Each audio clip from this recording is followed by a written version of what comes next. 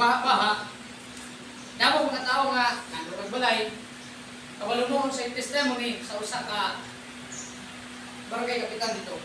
Kaya atong with the initiative sa ato nga Pangulo sa Iglesia, Tree planting program. uban katapurang balay, tanan yun kanang sa kinasing-kasing yun makahimo ta, makatbulig, makatabang sa komunidad. Unsay testimony sa usa ka kapitan ni Junan, the only Christian, the only denomination na nagpakabana sa ato nga sosyedad.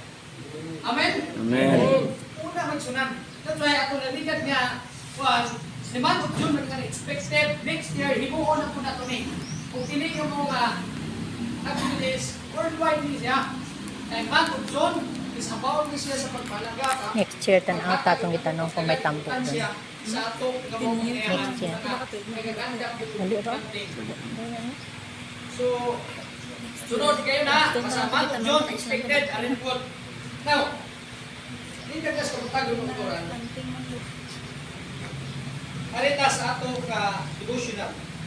In John 15 verse 1, I am the true vine and my Father is the husband. Devotional. Ang Diyos mao ang ato ang punuan nga paras. Kung ang Diyos mao ang pag-uuma. Every branch, in verse 2, every branch